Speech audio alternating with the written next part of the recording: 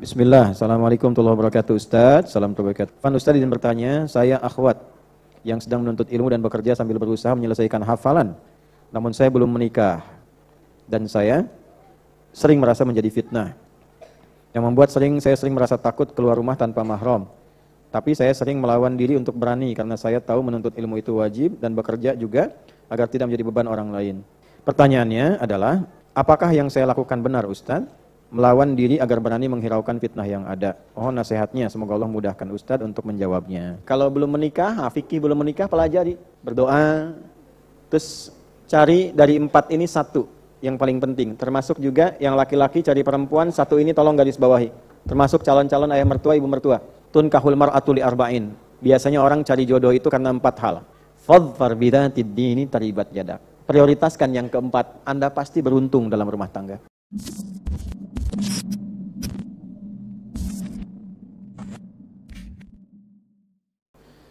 Pak Ustadz, doakan saya untuk kelancaran usaha saya dan saya ingin menikah di tahun ini. Semoga dilancarkan acaranya, dijauhkan hutang, dipermudahkan rezekinya. Allahumma taqabbal minhu innaka antas samiul alim wa alaihi innaka at-tawwabur rahim. Rasyillahu wa la tu'ansir alaihi ya Allah kama tuhibbu wa tarda. Sudah ya, mudah-mudahan dimudahkan, dilancarkan, menikah, dijauhkan dari utang dan seperti apa yang diharapkan dan beri ikhtiar. Ya. Dijauhkan dari utang, jangan berutang. Ya. Salat sebelum subuh, bla bla bla, tangga rakaat. Assalamualaikum Ustaz. Waalaikumsalam warahmatullahi wabarakatuh. Ustaz, di kajian bulan kemarin aku kerjakan PR diagram. Baik, tabel salat versiku. Mohon dibantu koreksi. Boleh salim dengan Ustaz? Nah, boleh.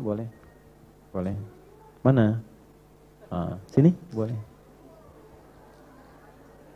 Alhamdulillah. Kenapa ini yang maju ibu-ibu yang bersuara itu sampai? Ya, makasih ya. Baik. Nah, beliau bikin diagram tuh, diminta bulan lalu bikin diagram ya. Tapi kayaknya ngerjakannya mendadak ini memang. Kayak tahu bulat tuh, dadakan. Ya? Oh, mau diketik. Ya, udah. Bagus. Ya. Tambahkan beberapa ya. Ini baru salat fardu. Kemudian ini ba'diyahnya malam, ada beberapa salat-salat yang bisa ditambahkan. Ya. Nah, misal apa? Salat jenazah belum ada di sini. Oh, jangan dulu tertawa. Jangan dulu tertawa. Nabi pernah mengabsen itu. Pernah mengabsen. Siapa yang hari ini yang sudah jamaah? Acung, sahabat semua tuh. Ya. Siapa yang hari ini sudah menjenguk orang sakit, sebagian turun, Abu Bakar angkat tangan. Siapa hari ini yang sudah menjenguk orang meninggal, sebagian turun, Abu Bakar angkat tangan. Siapa yang memandikan, bagian turun, Abu Bakar angkat tangan. Siapa yang sudah sholat jenazah, sebagian turun, Abu Bakar angkat tangan. Semua yang dipanggil Nabi, Abu Bakar angkat tangan. Karena beliau pernah tanya begini, kata Nabi ketika mengatakan nanti ada yang dipanggil dengan pintu sholat, pintu puasa, pintu ini. Beliau tanya, ya Rasulullah, ada enggak yang dipanggil lewat semua pintu itu? Kata Nabi, aku berharap engkau bagian dari itu. Sejak mendengar kalimat itu, beliau bikin 1 catatan kalender amal soleh. Setiap hari berburu amal itu. Jadi ketika saya katakan bab sholat jenazah, mungkin ada yang meninggal, antum sempat ada di situ. Jadi selama hidup, sebelum kita disolatkan, pernah nyolatkan orang. Ya, tasbih misalnya, belum masuk nih. Ya, munculkan satu-satu. Sholat gerhana, jangan nonton filmnya aja gerhana gitu kan. Nah, sholatnya nggak pernah dilakukan, udah nggak ada lagi gitu kan. Nah, sholat gerhana, belum ada ya. Nah, masukkan satu-satu, satu, sholat dan seterusnya. Bagus, jazakallah khair. Kemudian ini dulu ya, yang lebih dulu. Bismillah, Assalamualaikum warahmatullahi wabarakatuh Ustaz. Salam wabarakatuh. Semoga Ustaz, keluarga, tim dan jamaah selalu dalam lindungan Allah. Amin. Semoga Anda yang menyampaikan ini juga diberikan lebih baik dari apa yang diberikan kepada kami. Ustaz izin bertanya, saya akhwat yang sedang menuntut ilmu dan bekerja sambil berusaha menyelesaikan hafalan. Namun saya belum menikah dan saya sering merasa menjadi fitnah. Yang membuat saya sering merasa takut keluar rumah tanpa mahram. Tapi saya sering melawan diri untuk berani karena saya tahu menuntut ilmu itu wajib dan bekerja juga agar tidak menjadi beban orang lain. Saya juga sedang mengusahakan menabung agar bisa menjadi orang Islam yang sebenarnya. Jadi belum benar sekarang. Dan berhaji, umroh dan kurban serta sedekah. Tetapi, ini pertanyaannya. Ya. Kalau kira-kira ditulis bagus, begini nggak apa-apa, tapi akan lebih baik langsung ke inti pertanyaan misalnya ya, supaya memudahkan. Tapi ini kita bacakan. Pertanyaannya adalah, apakah yang saya lakukan benar Ustadz? Melawan diri agar berani menghiraukan fitnah yang ada. Mohon nasihatnya, semoga Allah mudahkan Ustadz untuk menjawabnya. Jazakallahu khair. Semoga Allah berikan kebaikan itu. Pahami tugas dan kewajiban sebagai seorang perempuan. Apa perintahnya, apa larangannya. Setelah paham itu, baru kemudian tunaikan dengan penuh keberanian yang dimaksudkan. Misal, apakah menuntut ilmu juga berlaku untuk perempuan? Ya. Bahkan Nabi punya jadwal khusus pengajian untuk para perempuan. Ibu-ibu, terus gantian di rumah siapa, harinya ada. Dan menariknya, setelah itu termotivasi sampai salah satu istri Nabi yang mulia, Sayyidah Aisyah radhiyallahu taala anha, itu saking banyaknya ilmunya, ulama berkomentar, sepertiga ilmu di dunia ini dimiliki Sayyidah Aisyah. Beliau itu belajar ilmu kedokteran, Bu. Dan pakar di bidang-bidang tafsir, fikih. Kemarin saya mendalami tafsir Tahrir wa Tanwir, materi disertasi kami itu, kita menemukan betapa fakihnya Sayyidah Aisyah. Ya, memberikan koreksi terhadap seorang sahabat yang salah memahami satu makna ayat, dikoreksi oleh beliau. Sayyidah Aisyah itu. Demikian para perempuan. Kampus, di antara kampus pertama yang menampilkan ilmu-ilmu umum dan keagamaan itu yang inisiasi perempuan. Namanya Fatimah binti Muhammad Al-Fihr. Ya. Beliau buat itu di Kairawan yang ada di Fes di Maroko, karena asal Kairawannya di Tunisia. Saya pernah kunjungi.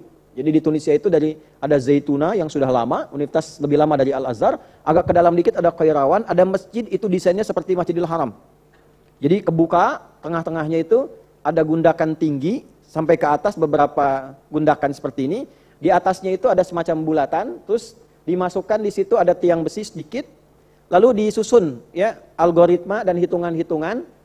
Di sampingnya ada satu tiang besi tertancap, jadi kalau matahari itu bersinar ke situ, memantulkan sinarnya itu ke dalam satu tinggi besi tadi, lalu memantulkan bayangan langsung nunjuk ke waktu sholat. Ya, jadi bukan hanya bayangan, tidak, nunjuknya ke waktu sholat. Jadi begitu bayangannya menunjuk A, sholat duhur, sholat asar, dan itu presisi sekali. Anda bisa bayangkan di zaman itu teknologi belum berkembang, sudah dibuat demikian rupa. Kalau Nabi dulu tancapkan tongkat, lihat bayangan sekian duhur muncul. Mereka sampai hitung waktu duhurnya di mana, jadi bayangannya sudah memantul, ya, ketika memantul sinar, bayangannya langsung menunjuk ke arah waktu sholat. Itu yang kami duplikasi di Mira, di pesantren. Ada satu bagian di depan itu kita sebut jam matahari. Jadi begitu sinarnya menyinari, mantul langsung menunjuk ke waktu sholat. Nah, di situ tinggal seorang yang hebat, senang pengetahuan, ahli ilmu, punya anak-anaknya juga yang luar biasa soleh, rajin tahajud, rajin puasa, di antaranya Fatimah. Ayahnya Muhammad, kakeknya Fihr. Fatimah binti Muhammad Al-Fihr. Mereka kemudian bermigrasi, ya, lalu menetap di Maroko, di Fes, lalu karena kangen dengan suasana ilmiah itu bikin kampus. Ya, dari masjid dulu bikin masjid, lalu dikembangkan ke pengetahuan. Kampusnya hebat, bukan hanya dipelajari tafsir, dipelajari di situ matematika, astronomi, macam-macam, sampai dari Eropa belajar ke situ.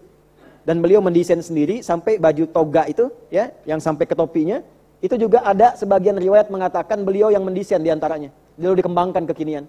Ya, yang hitam itu dulu sudutnya itu 4, warnanya hitam. Gambarannya apa? Itu gambaran Ka'bah.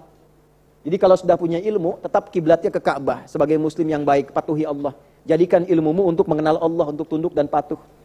Oleh orang tua kita di pesantren dulu, ya diserap itu jadi peci, disebutnya kopiah. Khufyah. Ya, khufyah ini bukan ilmu utak-atik, bukan cocok logi.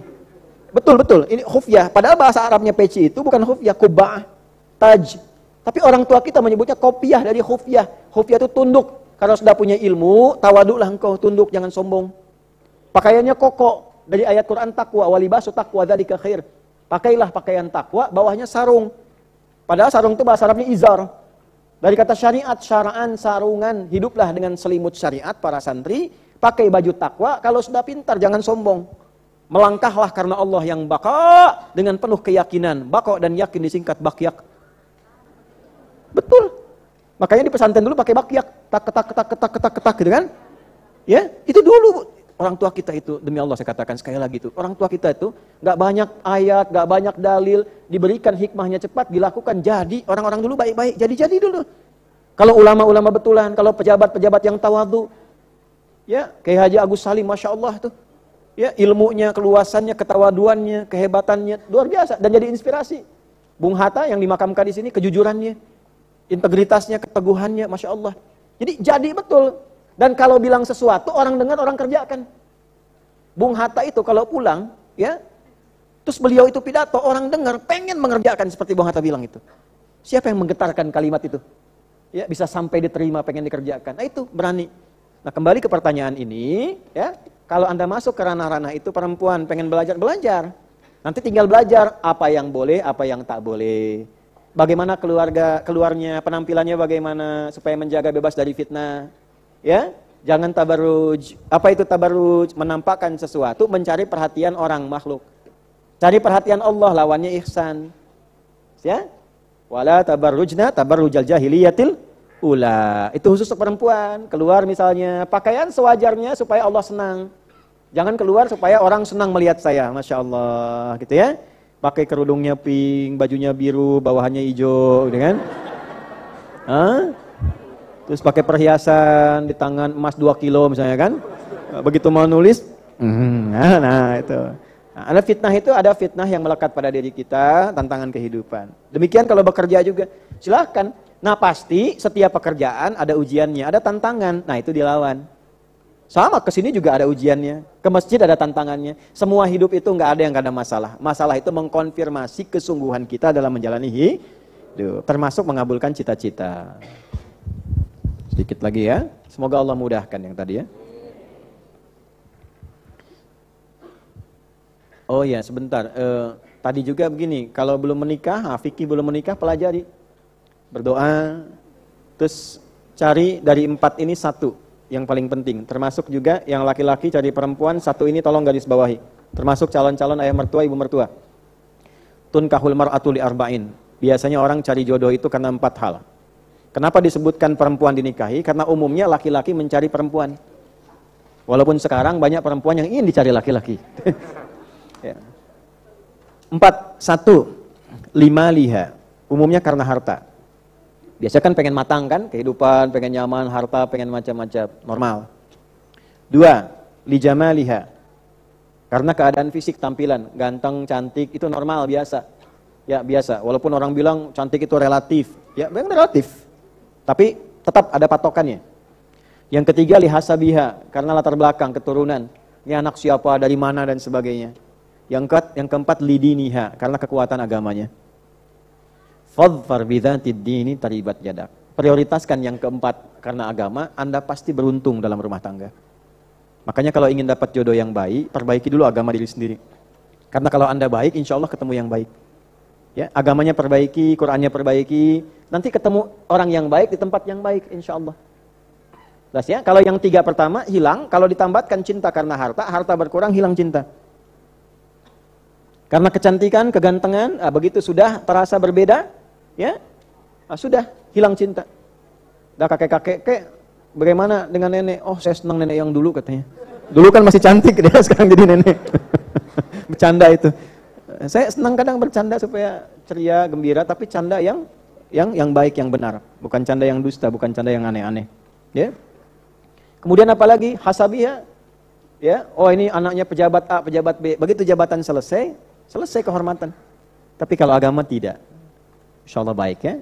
Tenang rumah tangga, lihat pulang dari kerja istri sedang ngaji, tenang.